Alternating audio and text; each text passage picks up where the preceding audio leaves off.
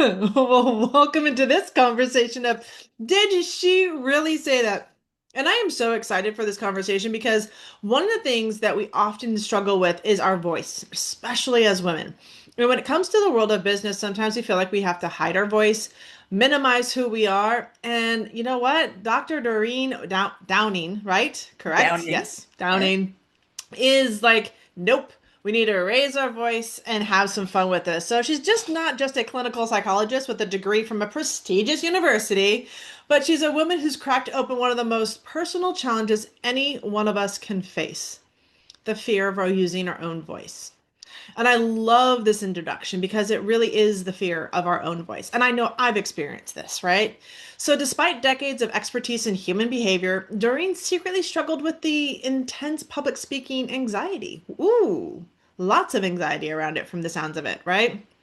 Yeah. But finally, instead of hiding behind the title, she chose to do the deep inner work. And I think that's what we keep hearing over again on Did She Really Say That? It is the deep inner work, right? Even myself, your host, Katrina van Oudheusden, does the deep inner work every single day. But and really what emerged for her in her life was a signature contribution called the Find Your Voice method. It's a powerful blend of psychology, mindfulness, lived experiences created to help others break free and finally speak their truth, whether in the boardrooms, on stages, hey, ladies, even in your own home. Yes. So, Dr. Doreen, thank you so much for being a yes and joining us here on this podcast. Did she really say that? What is it that you find so fascinating around speaking, and why is it such an important thing for us to hear and for our audience to hear? Well, first of all, I just want to say thank you. That was a beautiful introduction, and I feel like you and I go a long way in helping people speak up and be Mm, more aligned with who they truly are. So, and it's a pleasure because voice, I mean, I'm here, even mm. though I spent years suffering from anxiety and would never step into something like this. But hello, it's just a conversation. Yeah, It really is. it's live and or well, it's recorded, but it's still on a camera. And I'm Yeah. really what it is the connection that I can make with those that I'm speaking with. And notice that I said speaking with, not speaking to, Yeah. because that's a whole different when you think about the mindset of being somebody who's speaking, it's all about speaking. But let's change that to speaking with, meaning Mm. you're in relationship. And I call that relational presence. I love that because I feel like I've had this conversation with some different women, loving to have this conversation with you too. I feel like so many times when we talk about taking the stage and speaking from stage, that we're talking to an audience. But I feel like as a woman, I don't want to be just talking to somebody. I want that engagement. Like I want that relationship with them. And so I love when you said it's like it's talking with Yeah. because it opens up the heart. It opens up the sense of um it's not like I'm being judged. I'm literally in the conversation with them. I Yes. love that. Yes. And I could go a little bit further too with Please. that. Yeah. So that because anxiety is my specialty and that's Mm. what people come to me with. And then when they talk about the word that you just used, judgment, Yeah. Yes. what are people thinking? So here they are. If we're talking about a large audience, but again, it could be just It could one-on-one. be one-on-one. I see that all the time too. Yes. It's like, okay, so you're in your head thinking, or they are in their head thinking that the person that they're speaking with, or the audience that they're Mm. speaking with, is judging them. And we can go into I don't know if I need to go into the list. I'm not good enough. They don't understand me. I'm not worthy. Just on and on. I won't That go list there. is extensive and keeps Yes. growing, I feel like. Yes. Yes. Yes. So, So we're a dealing with very, that, the anxiety, being judged. How do we kind of overcome that? So keep going. yes.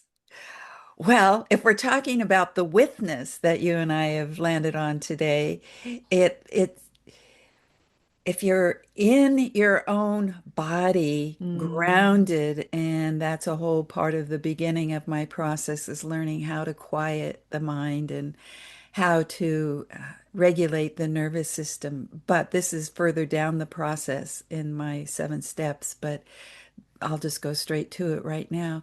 How to be with somebody is to look, and you already mentioned heart, that Mm, it opens the heart. So if you can drop down into your heart and you could look at the people in front of you, mm, into their eyes, one person at a time, one person at a time, and it's almost like, hi, hello there. I see you. You're magnificent, or you're beautiful, or you're brilliant. It's just this way of viewing the listener. mm. And so I'll just, I just want to keep going. I'll Keep just, going. I'm I'll not just, stopping you. I'll interrupt as I go along. uh, well, that's a whole chunk right there is Yeah, it's being massive. able, and before I go on to the next idea, but let's just, okay, take a breath and Mm, say we're speaking with people, and rather than seeing them as judges, learn how to view them as goodness, mm. or a trick. I teach people to do essence work. And Oh, I so love that. if you're looking at somebody and you're going, what is the essence? And yeah, you've got your script, you've got your communication you need to deliver. But if you're all, caught up in, ooh, what are they thinking? Turn that around and say, what's the light I see inside of them? Mm. I think you touched upon something that as the listener in our audience, that they might have heard and they subconsciously grabbed this one. But I think you touched upon something that ties into that anxiety. And I know that taking that stage can really just amplify that stress. And we're probably going to talk a little bit about like techniques that you've used to find your voice within your program. But one of the interesting things you said, and I think this comes from that stemming of judgment too, is that we feel like we're defending ourselves when we talk, especially as women. Like we're making a point, we have something to share, but we also feel like we're defending it. It's almost like what popped into my head was like a courtroom, right? And so, like, there's the jury, there's the judge, there's you trying to defend yourself. And I think sometimes when we take the stage as women, we're trying to prove or come across like we do know what we're talking about. And I think a lot of that, and I would definitely reference you on this one. But my spidey senses said that it might be just because we've been told to be quiet. You're only a woman. You don't have what it takes. Like nobody's going to listen to you. And I feel like we have a little bit of that playing in the back of our minds also as females as we're learning to develop our voice. Would you agree, disagree, comment? Oh, absolutely. When you say something, I have about 5 different responses. It's so interesting. I do want to go back to what you just pointed to, the spidey stuff in the back of our brain. Yes, because that's my specialty as a Mm, psychologist. But I also, actually, I had a couple of clients who have been, who are attorneys okay. going Interesting. into the courtroom feeling, this, I mean, and literally they're being judged. How? I Yes. mean, this is not like, hey, the person, it's not just some mindset that people really want Yeah. you to succeed. It's word for word, persuasive, argumentative conversation. Yeah. But the Wow. point I want to make there, you mentioned the judge, the jury, but there's also the person that you're defending. And so in Mm, a way, that's your purpose. okay. So I would say for people who are are nervous about speaking up, come back to what the purpose of speaking is about, what their Mm, passion is, what they're defending in a way, so in a yeah. way, coming back to the strength of conviction speaks to something that you just said about how we are taught not to, as women, not to, and then we got to kind Not of to speak up. then we got to kind of muscle ourselves, and so lots to say there. Definitely. I mean, this is part of finding your voice. Now, one of the things that I'm curious about as we're diving into this, so how did we get this way? Like, how do we get to this point of anxiety around public speaking? Does it deal with our childhood? Does it deal with just as we get older, does this thing of like, where does this, you know, where does like our early experiences shape this around our inability or ability to use our voice? Well, how far back do you want to go? Oh, I don't know. How People, far back I mean, does it there are go? people who talk about what is it, past lives. I won't go there, but there could be an It opening could there. go back that far, is what you're also saying. And trust me, Well, this audience has heard a lot about that, so they have no problem going with that back that far. But okay. All right. and where Yes. do we But want to in a go? way, it is, how somebody's been treated over time. And then it Mm, comes into your parents, and then your parents treat you a certain way. So, yeah. yeah, you said this, you pointed to the back of your head, Spidey Spidey stuff. senses. And this is what's, well, as what is it, 45 years as a psychologist and being Mm, so curious about what went on.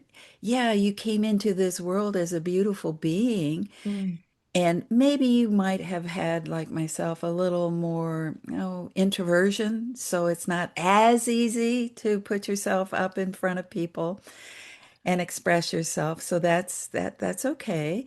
Uh, and then there's the nurture. I mean, this is basic psychology 101, nature versus nurture. So nurture. nature you come in with, but nurture is were you nurtured or not? And Mm, for I would say that at least the people I work with who come down the line have had something happen in their life experience, whether it was original, like way back when they were told to shut up, or it's mm, cultural, you don't speak up to adults, I could see that. all Okay. those messages.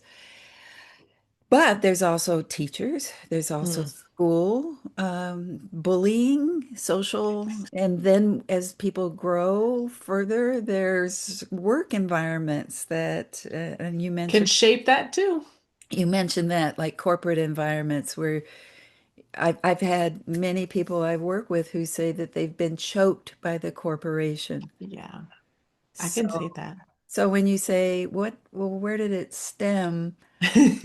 I think you just gave us kind of like a whole world view. Like, where do you like pick your one, right? Like, Yeah, as somebody that's listening in the audience, as you guys are listening on your driving to work or working out or whatever, like, ladies, like, you could probably have picked something out of what Dr. Doreen said multiple times. Like, you're like, oh, there was that, and then there, like, I'm almost positive you had pop-up moments in what she uh-huh. shared with you, right? That were just like your ahas, like, oh yeah, I remember this, like.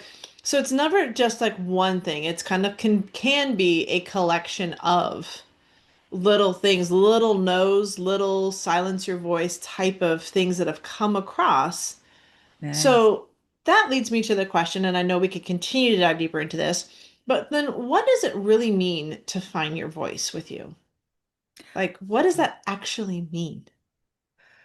Well, first I think before what does it mean? It's the realization that there's something that you have become aware of that you Mm, can't do, or that they're struggling, or maybe you just feel like there isn't room for you. There's just so many first interesting. the waking up first of how. Okay. And then that's a beautiful question. It just opens so much of what it means. It means doors open. It means success. It means relationship. I am such an example of that. I didn't Mm, get married until I was 60, and it had to do with me holding myself back. yeah. And so I won't go into a bunch of No, no, personal, but but I that even wanted to, relates to me. Yeah, go ahead. well, that finding your voice, how do you, when you're so scared to say I love you, Mm, that the person's not going to wow. stay, they're going to leave, or whatever other issues you might have. Mine happen to be abandonment. So Mm, it's just like, but to now to be able to say, oh, I am so happy and thrilled that I found my love and I'm able to feel it every single day. So that's one. I mean, that's not from stage, but I also on stage have been able to be keynote speaking at mm, conferences, podcasts. Well, right here today with you, Katrina, being able to share that it's possible if you have any kind of for those of the people who are listening, have any kind of struggle, any kind of Mm. self-doubt about their voice and what they have to say, and they feel anxious. Just anxiety is the key. So then we start by saying, "Oh, you're anxious? Okay, let's not run away from it. Let's face it." Yeah, so I want to talk a little bit about that. We have the time in the conversation. Anxiety, I hear this a lot, and I've had a variety of guests come on and talk about how anxiety actually is kind of like your friend. It lets you know what's going on. So Yeah. let's dive a little bit into what is anxiety and how do you recognize it when it shows up? And what I mean by that for all my audiences listening is that sometimes, and I know Dr. Doreen's going to get into this, there's the sense of recognizing when anxiety is starting to trigger and then working through techniques to minimize that. Would that be correct? Yeah, I the phrase the little whatever you want to call it that helps people remember is catch it, check it, change it. Mm, catch it, check it, change it. Okay. So let's dive into that. Like, how do we start recognizing when we're being triggered, when we start feeling that anxiety? Because I don't think, a lot of times, I don't think we're recognizing when we're anxious because I think we're so in it all the time, is what I'm finding also. Oh, yes, yes, yes. There's the ways in which we accommodate or think Mm.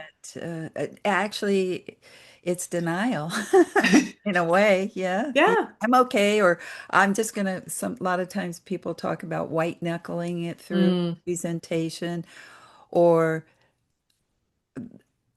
or they just avoid. I'm just not good at it, so I won't even show up, or I'll get sick. I have lots of I examples of can see people that. who turn off the Zoom when it's their turn and say, "Whoops, my Zoom just crashed."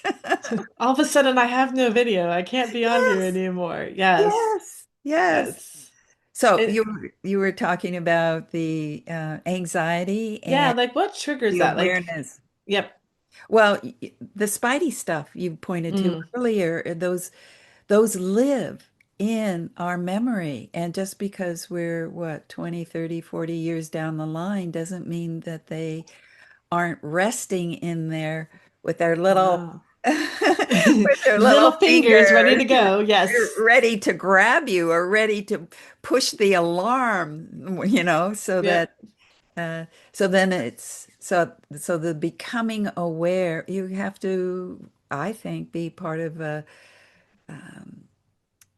you've chosen Mm. you've become aware that it's a problem first, and then instead of avoiding it, you say, okay, there's something about this anxiety that can either teach me something, Mm. it has a message for me, it's actually taking my power. So am I Interesting. am I going to say, "Hey, you in there, what is?" I do a lot of dialogue with parts. So it would Okay. be one of the processes I use is hello, whatever you might call fear a name, but just say hello, fear, and fear says, "Go away." I'm here. I'm not going to go away. So that Mm. you're listening back to being with the listening and the compassion. I hear you, fear. Tell Mm. me what is so scary. And then it's like people are going to judge me, or people are going to, for me, I'll just use my example. People are going to go away. Mm. And I go, well, really? Is that, well, where else did you feel that in life? And then I go deeper. This is the deeper dive. Mm. Oh, yeah. Ooh, yeah. My mother left and went to a hospital early on when I was only 4 years old. Oh, there's a feeling there of people leaving. And then they got divorced. My father left. Oh, no wonder I feel like when I stand up in front of people, they're going to walk out the room. Because there's something in my psyche early on that said, I better not show up because there's going to be a negative consequence. That's Mm. kind of deep for our conversation right now, but I No, wanted it's to. beautiful because like one of the things that came up is as I'm listening to you, so I'm back in the dating world, right? So I don't serial date. I am very particular about who I let into my life. And so it's been interesting because I did have my first date for all my listeners. I did have my first date, which most of my friends are just ecstatic for me that I'm even dating right now. Um, but there was that sense, like when I was getting ready to go and meet him, um, I there was a sense of like a little bit of like happiness and kind of looking forward to it, but there was also like, am I going to come out of this alive? Because we're meeting in a public place, or so there's like all these planted little fears of like things you hear on the news, things you hear on the internet, everything that could possibly go wrong. So, and I have to stop myself because I can feel that all creeping in, which could like really shut me down and not really enjoy or be present with this person, this human being that I'm having an opportunity to connect and meet, right? And so there's that, talking about finding your voice, right? Just being there, present. And so getting Yeah. there, allowing myself to get in the car. It's an hour drive. At any point, I could have felt myself turning away, wanting to leave. Like, this is a bad idea. I don't know where I'm going. I've never been to this place that I chose that we're going to meet at, right? But it's a nature walk. It was near water. So, and it was well traveled. There were a lot of people there when we got to that path. So I felt, in that sense, a sense of confidence. Um, and then I find myself letting him take the conversation because I'm super curious. So I'll keep asking questions throughout the process. But I think when you talk about anxiety, and I share this with my listeners because this is part of finding your voice. So what was interesting, and I'll just wrap that up. At the end of the day, I said, great, I chose today's place where we went for dinner because we did end up spending quite a bit of time together. I said, so I would like for you to plan our next date. I don't want to know where we're going. I want you to tell me where to show up and if I need warm, cold, dress up, dress down type of thing. And so that was like a week later. We're gonna be meeting, so just around the corner. And there is just like this piece because I felt like I had my voice. Like I said, okay, this is what I want from this dating, right? I don't want to have to sit there and pay for myself and do this when I want to be wooed and I want to be dated. And I was like, for me, when you talk about finding your voice, there is this sense of I could have let all this anxiety come in. And at the same time, I was like, no, if I want to be in this relationship, I have to ask for what I want. And he was receptive. Mhm. And Dr. Doreen's shaking her head and smiling over here. So I'm just wondering what's going through your mind over there. Oh, well, this is what finding your voice is about. It's Mm, feeling the power of you, feeling the truth of you, mm. and that being able to know it so that there's know thyself, which is partly what we're talking about. Yes. And then there's the tap into the self. Mm. Then there's knowing where your, and I like the way you did your fingers and went creepy issues or There's a creepy issue, air quotes here, like all yeah, the stuff. Yes. creepy fears Yes. and being able to stay centered Mm. is what I heard that you said, and that you kept coming back, kept coming back, kept coming back to now rather than kept projecting yourself into a future that Ooh. you couldn't, it wasn't, you weren't in your future yet. And anticipation, anxiety is a lot about anticipating a future moment that is not here.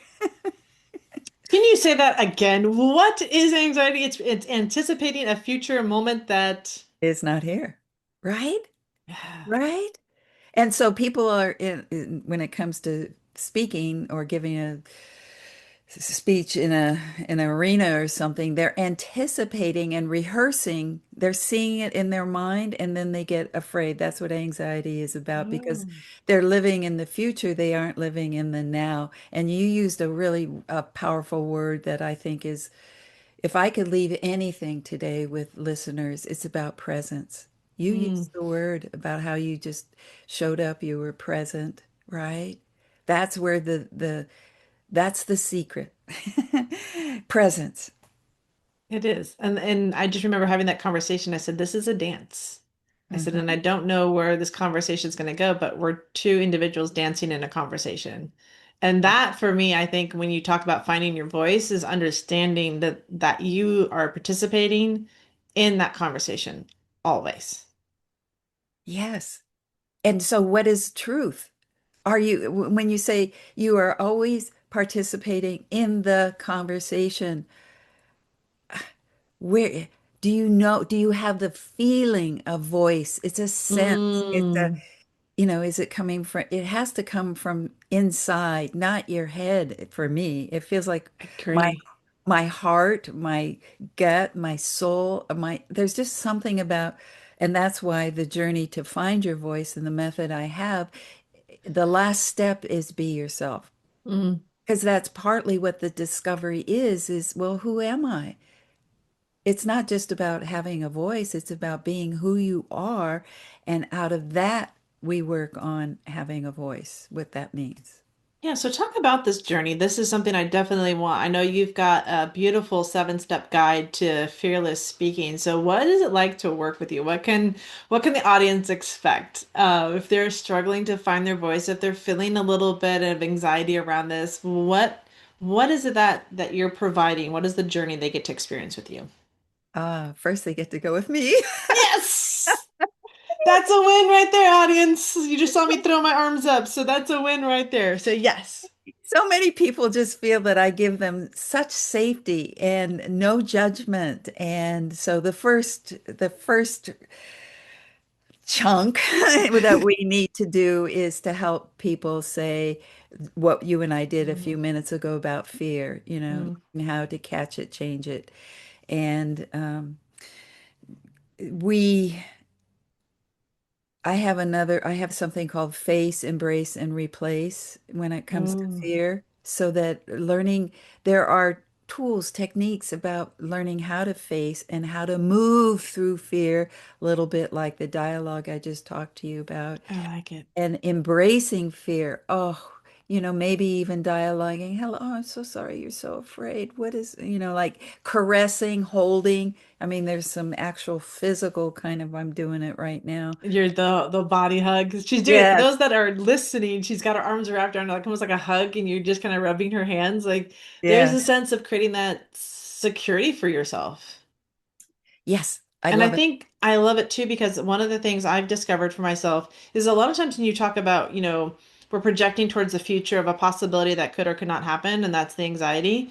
I think when you touch and get present to yourself and you feel your body, and you're gonna know this better than me, but that for me grounds me because then it's like, wait, oof, I'm right here, right? Like this is me, this is right here, right now. Like touching an arm, just getting present to the body that I'm in, I think is also a great way that I ground.